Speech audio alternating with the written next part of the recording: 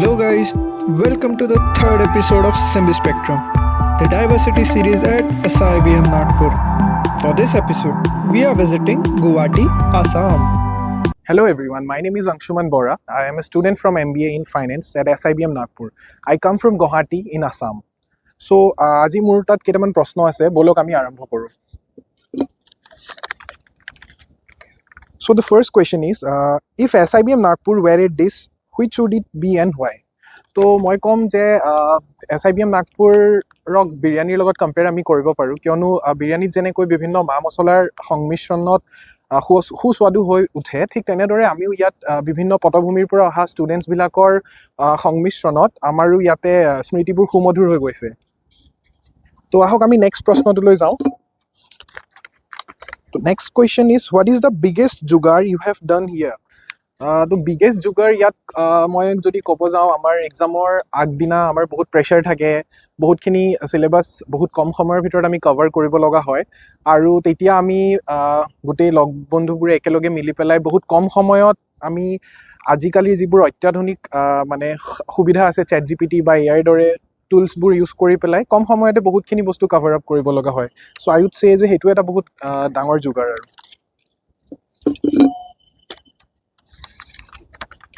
So what is the funniest excuse someone gave for late coming in the class?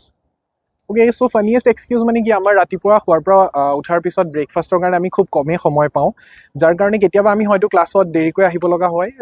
তো এনেকুৱা বহুতবাৰ মই নিজে পাইছোঁ বা মোৰ লগতো হৈছে, য'ত আমি টিচাৰ্ছক সেই ব্ৰেকফাষ্টৰ বাহানা দি পেলাই ক্লাছত দেৰিকৈ আহোঁ আৰু।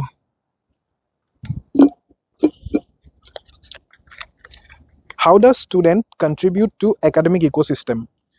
ইয়াৰে শিক্ষক শিক্ষয়িত্ৰীসকল আৰু লগতে কলেজৰ যি মেনেজমেণ্ট হয়, আমাৰ লগত তেওঁলোকে খুব প্ৰত্যেকটো বস্তুতে আমাৰ লগত কোঅপাৰেট কৰে, আৰু লগতে ষ্টুডেণ্টছবিলাকেও যিটো ইয়াৰে শৈক্ষিক পৰিৱেশ, সেই শৈক্ষিক পৰিৱেশটোৰ লগত সাংঘাতিক এটা মানে নিজৰ ফালৰ পৰা প্ৰচেষ্টা আগবঢ়ায়, যাতে মেনেজমেণ্ট আৰু ষ্টুডেণ্টৰ মাজত এটা ভাল মানে সম্পৰ্ক সদায় থাকে আৰু। তো আহক আমি নেক্সট প্ৰশ্নটোলৈ যাওঁ।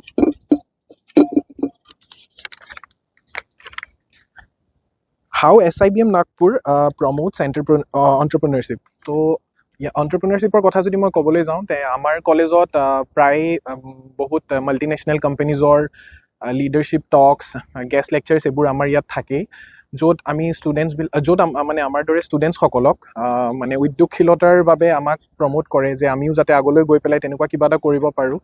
চ' আমাৰ কলেজখনে এই এণ্টাৰপ্ৰিনাৰশ্বিপ মাইণ্ডছেটটো গ্ৰ' কৰিবৰ কাৰণে আমাক যথেষ্টখিনি মানে সহায় আগবঢ়াইছে বৰ্তমানলৈকে।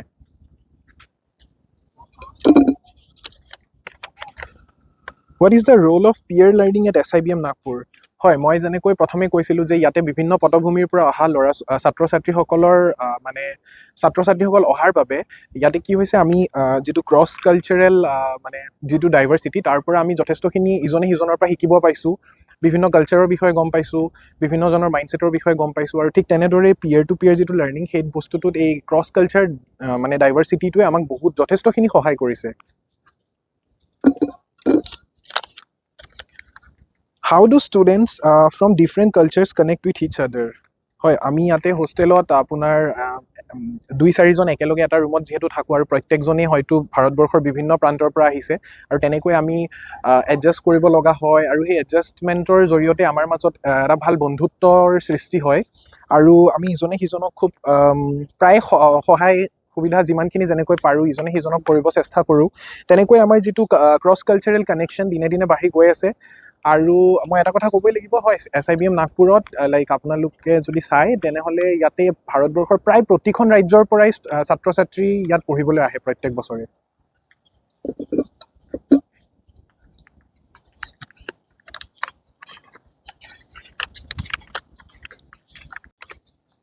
How do you prepare for presentation in short time?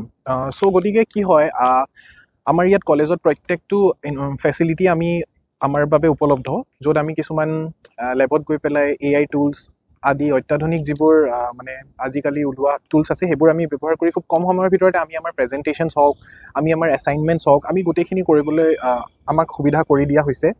তো আমি যিহেতু আপোনালোক সকলোৱে জানে, MBA কাৰিকুলাম এটাত খুব সঘনাই আমি প্ৰেজেণ্টেশ্যনছ, PPT প্ৰেজেণ্টেশ্যনছ দি থাকিব লগা হয়, আৰু সেয়াই আৰু মোৰ ক'ব লগা আছিলে যে এনেকৈ আমি খুব কম সময়ৰ ভিতৰতে আমাৰ কামখিনি কৰিব পাৰোঁ আৰু তো এইখিনিতে মই ক'বলৈ পাই ভাল লাগিব যে যিহেতু ইয়াতে প্ৰত্যেকখন ৰাজ্যৰ পৰাই ছাত্ৰ ছাত্ৰীসকলে পঢ়িবলৈ আহে তো আমিও বিচাৰোঁ বা ময়ো মানে ক'ম যে আমাৰ যি 7 ভনী 7 ছিষ্টাৰ্ছৰ পৰা আমিও এক্সপেক্ট কৰোঁ যে আমাৰ জুনিয়ৰ্ছ আগন্তুক যিটো বৰ্ষ আছে সেই বৰ্ষত যাতে ষ্টুডেণ্টছবোৰ আহক আৰু ইয়াতে যিটো ক্ৰছ কালচাৰেল ডাইভাৰ্চিটি আছে সেইটো এনজয় কৰক সকলোৱে চ' তাকে কৈ পেলাই ধন্যবাদ